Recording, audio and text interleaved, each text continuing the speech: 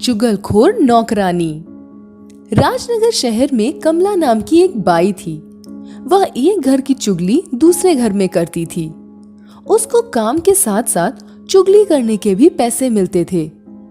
उसने शर्मा जी के घर में काम करना शुरू किया। उस घर में सुषमा, उसकी बहू गीता और उसका बेटा राहुल रहते थे। सुषमा और उसकी बहू गीता में कभी लड़ाई नहीं होती थी। वह दोनों बहुत प्यार से रहती थीं। कमला बाई को उन दोनों का प्यार से रहना बिल्कुल नहीं भाता था। वह चाहती थी कि कब उनकी लड़ाई हो और वह पड़ोस के राजा जी के घर जाकर चुगली करे, लेकिन उसे ये मौका मिलता नहीं था। अगले दिन कमला बाई राजा जी के घर जाकर वहां की मालकिन से कहती है, मालकिन, वे दोनों सास बहू तो लड़ती ही नहीं। मैंने तो पहली बार देखा है इतनी अच्छी सास बहुएं। पर आप तो जानती हैं ना, मुझे ये शांति देखकर शांति नहीं मिलती। मालकिन कहती है, तो फिर कुछ कर ना, चटपटी खबर लेकर आ। कमला कहती है, मेरे दिमाग में एक आइडिया है, मैं चलती हूँ, और तेज तेज हंसने लगती है। कमला बाई शर्मा जी के घर आती है। वह गीता को सोता देख उसका फायदा उठाती है। वह सुषमा की आवाज में कहती है, अरे यो गीता, पूरा दिन पलंग पर ही तोड़ती रहेगी या कुछ काम भी करेगी? अपनी माँ के घर तो बड़ी जल्दी जल्दी काम करती है, यहाँ क्या हो गया? 2 रोटी बनाकर ही थक जाती है। तेरे काम करने के ढंग तो अलग ही हैं। गीता सुषमा की सारी बात सुनकर गुस्से से लाल हो जाती है और कहती है, आज माँ जी को हुआ क्या है? ऐसे क्यों बोल रही हैं? आज देख लेती हूँ इन्हें। गीता वहां से उठकर अपनी सास के पास जाती है। वह सुषमा से कहती है, माँ जी, बहुत हुआ। आप मेरे बारे में ऐसा क्यों बोल रही हो? मैंने ऐसा क्या किया? सुषमा को कुछ पता ही नहीं होता है।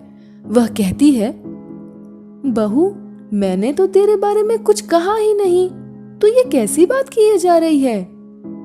गीता कहती है, माँ जी, आप जितनी अच्छी बन रही हैं उतनी अच्छी हैं नहीं।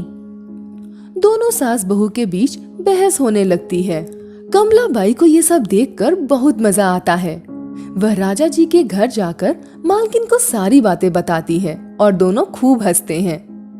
एक दिन सुषमा अपनी बड़ी ननद से बात कर रही थी कि तभी कुकर की सीटी बज जाती है और वह फोन छोड़कर किचन में चली जाती है। कमला बाई वहीं झाड़ू लगा रही होती है। उसकी नजर फोन पर पड़ जाती है। वह देखती है कि सुषमा की ननद का मैसेज आया है। उसमें लिखा होता है कि गीता के लिए क्या गिफ्ट लाऊं।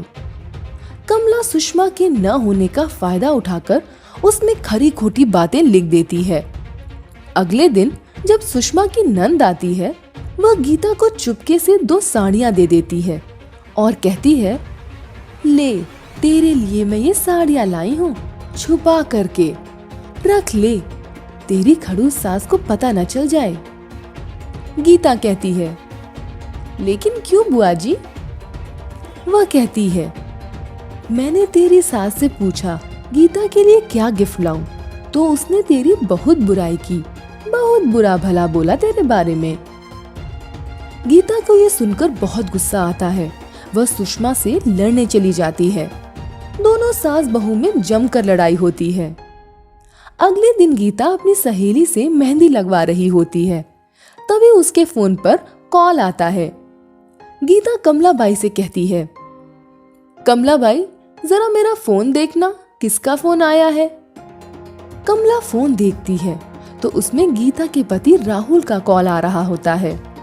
कमला फोन रिसीव करके गीता की आवाज में राहुल से भली बुरी बातें करती है।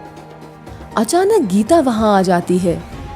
गीता कमला को उसकी आवाज में बातें कर देख अचंभित हो जाती है। वह कमला से कहती है, अच्छा, तो तू है जो ये काम करती है? तेरी वजह से हम दोनों सास बहुओं में लड़ाई होती थी।